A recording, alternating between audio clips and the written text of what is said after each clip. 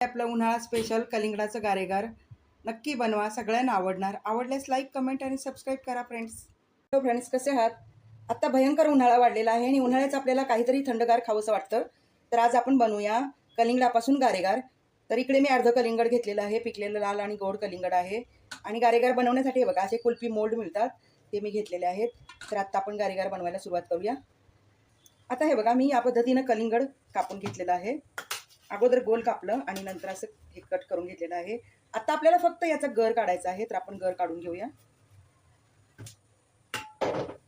इकडे या पद्धतीने मी कलिंगडाला असे चिरा दिलेला आहेत आणि आता आपण फक्त हे बघा खालच्या बाजूने असं सुरी फिरवूया, आपोआप ते तुकडे गळून पडतात. हे बघा, आपल्याला स्क्वेअरमध्ये हे तुकडे मिळणार आहेत, पाहू शकता. तर मी आता सगळे असे तुकडे करून घेते. इकडे मी सगळे कलिंगड कापून घेतलेले आहेत. हे बघा, आपण आता मिक्सरच्या भांड्यामध्ये टाकणार आहोत आणि आपण हे याचा ज्यूस करून घेणार आहोत. इकडे मी कलिंगडाचा ज्यूस करून घेतलेला आहे आणि आता आपण तो पुरणाची चाळणी असते ना, त्याच्यावरून आपण गाळून घेऊया. हे बघा, असं पुरणाची चाळणीवरून गाळून घेतलं की आतमध्ये आपल्याला गाठी किंवा बिया ज्या असतात ना, त्या पण दळल्या जातात. आणि बियाची चव तर तुम्हाला माहिती आहे, मगच बी याच्यापासूनच बनवतात. तर आपण बियाही न काढता आपण ज्यूस तयार करणार आहोत. हे बघा, इकडे मी कलिंगडाचा ज्यूस सगळा गाळून घेतलेला आहे आणि या पद्धतीनं ज्यूस तयार झाला आहे. तर आता आपण त्याच्यामध्ये गारेगार थोडंसं गोड असतं म्हणून मी थोडीशी साखर घालणार आहे. आणि मी कलिंगड दळताना त्याच्यामध्ये 2 वेलची घातल्या होत्या, त्यामुळे एकदम सुगंधी आणि चविष्ट गारेगार होणार आहे.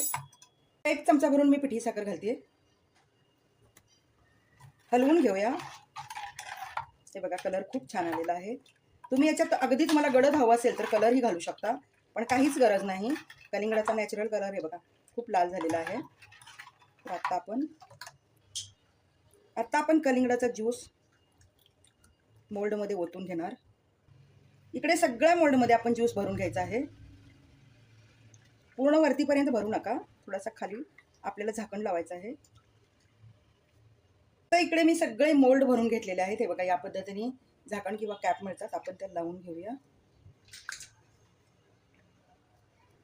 याला हे बघा आतल्या बाजूने अशी काडीही असते, म्हणजे आपल्याला सेपरेट काडी लावायची गरज नाही. हे बघा, मी सगळे मोल्ड भरून घेतलेले आहेत. आता आपण 8 ते 9 तास फ्रीजरला ठेवणार आहोत. आतमध्ये बर्फ तयार होईल आणि आपला गारेगार तयार होईल. याला तुम्ही कलिंगडाचा आईस कांडीही म्हणू शकता. चवीला अप्रतिम लागते. लहान मुलांची आवडती रेसिपी आहे, नक्की बनवा आणि